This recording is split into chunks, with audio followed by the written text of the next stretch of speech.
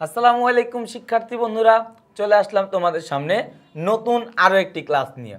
বন্ধুরা, আজকের ক্লাসে আমরা নবম দশম শ্রেণীর যে ব্যবসায় উদ্যোগ বই রয়েছে সেই বইয়ের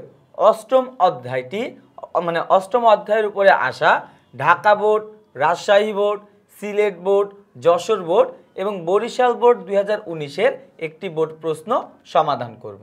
তো দেখো বন্ধুরা, আমাদের উদ্দীপকে কি বলা হয়েছে। উদ্দীপকে বলেছে আরমানি ট্রেডার্সের মালিক আরমানি খানম সুনামের সাথে বরিশালে একটি ব্যবসা প্রতিষ্ঠান পরিচালনা করেন। প্রতিষ্ঠানের ভালো মন্দ যে কোনো বিষয়ে কর্মীদের সাথে, দেখো বন্ধুরা, কর্মীদের সাথে আলাপ আলোচনার মাধ্যমে সিদ্ধান্ত নেন এবং কর্মীরাও প্রতিষ্ঠানটি নিজেদের মনে করে। দেখো বন্ধুরা, এখানে কি বলছে, কর্মীরাও প্রতিষ্ঠানটি নিজেদের মনে করে।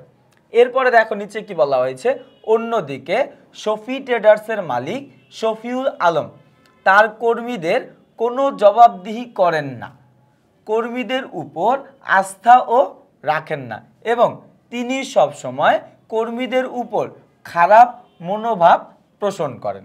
এটি ছিল আমাদের উদ্দীপক। তো দেখো বন্ধুরা, আমাদের উদ্দীপকে দুটি প্রতিষ্ঠানের কথা বলা হয়েছে। একটি প্রতিষ্ঠানের মালিক কি করেন, যে কোনো সিদ্ধান্ত গ্রহণ করার আগে তার প্রতিষ্ঠানে কর্মরত যে সকল কর্মকর্তা কর্মচারী রয়েছে তাদের সাথে কি করে, আলাপ আলোচনা করে যে কোনো সিদ্ধান্ত নিয়ে থাকেন। এবং কি দেখো, যেই অধীনস্থরা আছে বা যেই শ্রমিক কর্মচারীরা কাজ করে তারাও কি প্রতিষ্ঠানকে নিজের মনে করে, ভালোবেসে প্রতিষ্ঠানে কাজ করে এবং মত বিনিময়ে অংশগ্রহণ করে।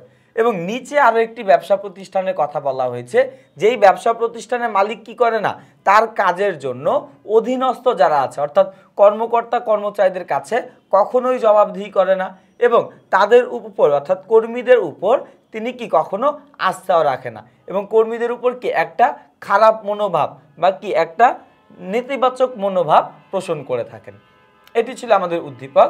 তো দেখো বন্ধুরা, আমাদের সৃজনশীল প্রশ্নে কি বলা হয়েছে, ক নাম্বার প্রশ্নে বলা হয়েছে পরিকল্পনা কি।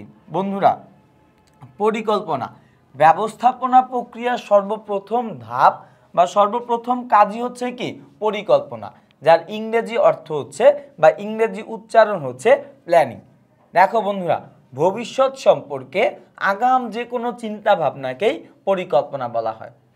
ভবিষ্যতে আমরা কি কাজ করব, কাকে দ্বারা করাবো, ঠিক কতটুকু সময়ের মধ্যে একটি কাজ সম্পাদন করব, এই সকল আনুষাঙ্গিক যে আগাম চিন্তা ভাবনা বা অগ্রিম চিন্তা ভাবনা, এই চিন্তা ভাবনাকেই কি বলা হয়ে থাকে, পরিকল্পনা বলা হয়ে থাকে।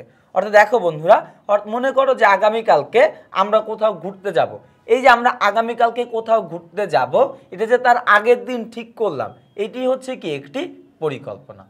এরপর দেখো বন্ধুরা, আমাদের সৃজনশীল খ নাম্বার প্রশ্নে কি বলা হয়েছে। খ নাম্বার প্রশ্নে বলা হয়েছে প্রেষণা দান বলতে কি বোঝায়। বন্ধুরা, প্রেষণা বা প্রেষণা দান, যার ইংরেজি শব্দ হচ্ছে মোটিভেশন।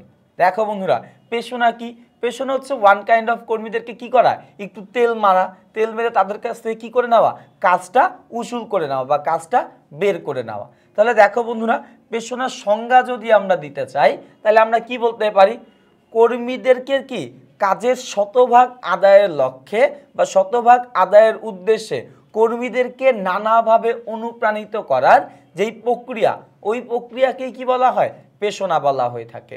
বা আমরা আরও একভাবে বলতে পারি যে কর্মীদেরকে কাজের প্রতি স্বেচ্ছায় প্রণীত করার যেই প্রক্রিয়া বা যেই উপায়, তাকেই কি বলা হয়ে থাকে, প্রেষণা বলা হয়ে থাকে। বন্ধুরা, প্রেষণা সাধারণত দুই প্রকার, একটা হচ্ছে আর্থিক প্রেষণা এবং আরেকটি হচ্ছে অনার্থিক প্রেষণা। এরপর দেখো, আমাদের সৃজনশীলের গ নাম্বার প্রশ্নে আমাদের কি বলা হয়েছে। গ নাম্বার প্রশ্নে আমাদেরকে বলা হয়েছে শফিউল আলমের কর্মকাণ্ডে কোন ধরনের নেতৃত্বের বহিঃপ্রকাশ পেয়েছে ব্যাখ্যা করো। বন্ধুরা, শফিউল আলমের, দেখো উদ্দীপকের দুইজন ব্যক্তির নাম ছিল, একজন হচ্ছে কি আরমানি খানম এবং আরেকজন ব্যক্তি হচ্ছে কি এই যে শফি ট্রেডার্সের মালিক শফিউল আলম। আমাদের কাছে জানতে চাওয়া হয়েছে যে শফিউল আলমের কর্মকাণ্ডে কোন ধরনের নেতৃত্বের বহিঃপ্রকাশ পেয়েছে। বন্ধুরা, আমরা যদি নিচের দিকে একবার পড়ি, দেখো কি বলেছে, অন্যদিকে শফি ট্রেডার্সের মালিক শফিউল আলম তার কর্মীদেরকে কোনো জবাবদিহি করে না, কর্মীদের উপর আস্থাও রাখে না এবং তিনি সবসময় কর্মীদের উপর খারাপ মনোভাব পোষণ করে থাকেন। বন্ধুরা, এই শেষের এই কয়েকটা লাইন পড়ে দেখো, তিনি কি করে না, জবাবদিহি করে না, কর্মীদের উপরে আস্থা রাখে না এবং কর্মীদের সম্পর্কে কি একটা খারাপ দিক বা একটি নেতিবাচক দিক পোষণ করে। এই তিনটা পয়েন্ট যদি আমরা একবার খেয়াল করি তাহলে আমরা বলতে পারি যে এই যে শফিউল আলমের যে নেতৃত্বের ধরন, এই নেতৃত্বের ধরনটি হচ্ছে কি স্বৈরতান্ত্রিক নেতৃত্ব। এখন আমি লিখে দিচ্ছি স্বৈরতান্ত্রিক নেতৃত্ব। আর কথা হচ্ছে এটা কেন স্বৈরতান্ত্রিক নেতৃত্ব? বন্ধুরা দেখো, স্বৈরতান্ত্রিক নেতৃত্বের বৈশিষ্ট্যই হচ্ছে কি এইখানে যে নেতা থাকবে অর্থাৎ ব্যবস্থাপক থাকবে, তিনি কি থাকবেন, একটু রুদ্ধ থাকবেন বা কি একটু কঠোর টাইপের থাকবে। তিনি কখনোই তার কাজের জন্য তার অধীনস্থ যারা রয়েছে তাদের নিকট জবাবদিহি করবে না। তিনি সবসময় কি একটা চাপ প্রয়োগ করবে, তার অধীনস্থ যারা রয়েছে তাদের উপর কি করবে, একটা চাপ প্রয়োগ করার মাধ্যমে কাজ আদায় করে নেওয়ার চেষ্টা করবে এবং কি প্রয়োজনে তাদেরকে নানা রকমের কি কঠোর শাস্তিরও একটা ব্যবস্থা গ্রহণ করবে। এবং তিনি কখনোই অর্থাৎ স্বৈরতান্ত্রিক নেতা কখনোই কর্মীদেরকে ভালো চোখে দেখে না। এটা হচ্ছে স্বৈরতান্ত্রিক নেতৃত্বের একটা গুণাবলী বলতে পারি বা বৈশিষ্ট্য বলতে পারি। তো দেখো, উদ্দীপকে শফিউল আলমের যে ব্যবসায়টি, ওই ব্যবসা প্রতিষ্ঠানে শফিউল আলমের কার্যক্রমটি কি ছিল, তিনিও কিন্তু তার কাজের জন্য যেই অধীনস্থ রয়েছে সেই অধীনস্থদের কাছে জবাবদিহি করছে না এবং তিনি কি তাদের উপরে অর্থাৎ অধীনস্থদের উপরে বিশ্বাসও করেন না এবং তাদের প্রতি একটা খারাপ মনোভাব পোষণ করেন বা একটা নেতিবাচক ধারণা তার মনের মধ্যে বিরাজমান থাকে। তো আমরা এই সবগুলো পয়েন্ট যদি একত্রে চিন্তা করি তাহলে আমরা বলতে পারবো যে শফিউল আলমের কর্মকাণ্ডে স্বৈরতান্ত্রিক নেতৃত্বের বহিঃপ্রকাশ পেয়েছে। এরপর দেখো বন্ধুরা, আমাদের সৃজনশীলের সর্বশেষ যেই প্রশ্নটি অর্থাৎ ঘ নাম্বার প্রশ্নে আমাদের কি বলা হয়েছে, দেখো বন্ধুরা, ঘ নাম্বার প্রশ্নে আমাদের বলেছে আরমানি খানমের, দেখো বন্ধুরা, আরমানি খানমের প্রতিষ্ঠানে কোন নেতৃত্বের প্রকাশ পেয়েছে তা নেতৃত্বের গুণাবলীর আলোকে বিশ্লেষণ করো। বন্ধুরা, এই যে আরমানি খানম, তিনি কি সুনামের সাথে বরিশালে একটি ব্যবসা প্রতিষ্ঠান স্থাপন করছে, ভালো কথা। এরপর দেখো কি বলেছে যে প্রতিষ্ঠান পরিচালনা, দেখো প্রতিষ্ঠানের ভালো মন্দ যে কোনো বিষয়ে কর্মীদের সাথে আলাপ আলোচনার মাধ্যমে সিদ্ধান্ত নেয়। তার মানে দেখো, তিনি যেই সকল সিদ্ধান্তগুলো গ্রহণ করে এই সকল সিদ্ধান্তগুলো কি তার থেকে নিচু পর্যায়ে অর্থাৎ অধীনস্থদের সাথে আলাপ আলোচনা করার মাধ্যমেই যে কোনো একটা সিদ্ধান্তে উপনীত হন। এরপর দেখো কি বলছে, এবং কর্মীরাও প্রতিষ্ঠানটি নিজের মনে করে কাজ করে বা নিজের মনে করে যে সিদ্ধান্ত গ্রহণের যে ব্যাপারটি থাকে ওই ব্যাপারটিতে অংশগ্রহণ করে। তো আমি এই দুটি পয়েন্ট অর্থাৎ কি সিদ্ধান্ত গ্রহণের সময় সবার সাথে আলোচনা করা এবং কি কর্মীরাও প্রতিষ্ঠানটিকে নিজের মতো মনে করে, এই দুটি পয়েন্ট পরে আমরা বলতে পারবো যে এই ব্যবসায় প্রতিষ্ঠানের যে নেতৃত্বের ধরন অর্থাৎ শফিউল আলমের প্রতিষ্ঠানে যে নেতৃত্বের ধরন সেই নেতৃত্বটি হচ্ছে কি গণতান্ত্রিক নেতৃত্ব, গণতান্ত্রিক নেতৃত্ব। আর কথা হচ্ছে ভাইয়া এটা কেন গণতান্ত্রিক নেতৃত্ব?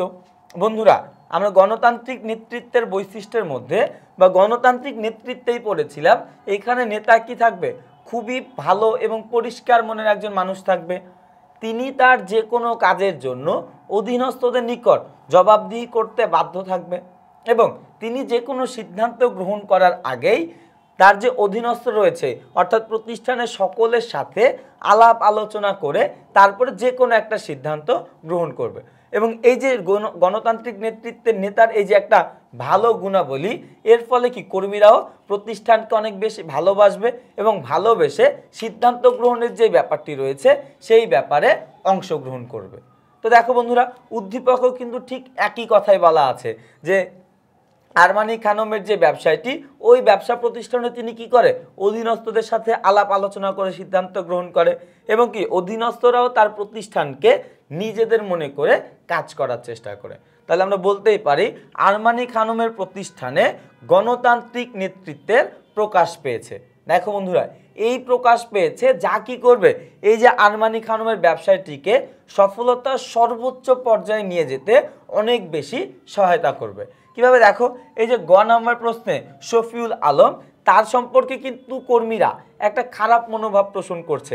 কারণ নেতা যেহেতু এত বকাবকি করে, কোনো সিদ্ধান্তই তাদের সাথে আলোচনা করে নেয় না, এজন্য কি তাদের প্রতিষ্ঠানের প্রতি একটা রাগ কাজ করে, অভিমান কাজ করে, যে কারণে কি তারা কাজ ঠিক মতো করে না এবং আস্তে আস্তে প্রতিষ্ঠানটি একটা ক্ষতির মুখে পড়ে বা একটা লসের মুখে পড়ে যেতে পারে। আর দেখো বন্ধুরা, গণতান্ত্রিক নেতৃত্বে যেহেতু যে ব্যবস্থাপক বা যিনি নেতা থাকে তার মন যেহেতু খুবই পরিষ্কার থাকে, অর্থাৎ তিনি যেহেতু একজন পরিষ্কার মনের মানুষ হয়ে থাকেন, তাহলে কি দেখো ওই প্রতিষ্ঠান তারা কি করে, যে কোনো সিদ্ধান্ত গ্রহণ করার আগে ওই গণতান্ত্রিক নেতা অধীনস্থদের কাছ থেকে মতামত গ্রহণ করে এবং তার নিজের কাজের জন্য অধীনস্থদের কাছে জবাবদিহি করতে বাধ্য থাকে। আর এই সকল কারণে কি কর্মীরা প্রতিষ্ঠানকে অনেক বেশি ভালোবেসে ফেলে, কারণ এইখানে তাদের সাথে কেউ খারাপ ব্যবহার করছে না, যে কারণে কি তাদের ওই কর্মীরা যারা রয়েছে তারা কি প্রতিষ্ঠানের প্রতি কোনো খারাপ লাগা কাজ করে না, অর্থাৎ প্রতিষ্ঠানকে তারা কি করে, অনেক বেশি ভালোবেসে ফেলে এবং এই ভালোবাসার ফলে কি হয়, তারা কাজের প্রতি অধিক আগ্রহী হয় এবং উৎপাদনশীলতা বৃদ্ধি পায় এবং এই উৎপাদনশীলতা বাড়ার জন্যই কি হয়ে যাবে, একটা সময় এই যে আরমানি খানমের যে ব্যবসায়টি, এই ব্যবসায়টি একটা সময় অনেক বেশি সফলতা অর্জন করতে পারবে। তো দেখো বন্ধুরা, এই ছিল আমাদের Dhaka board, Rajshahi board, Sylhet board, Jessore board এবং বরিশাল বোর্ড 2019-এ আসা একটি প্রশ্নের সমাধান। পরবর্তী ক্লাসে তোমাদের সাথে দেখা হবে নতুন কোনো বিষয় নিয়ে। ততদিন পর্যন্ত সবাই ভালো থাকবা, সুস্থ থাকবা।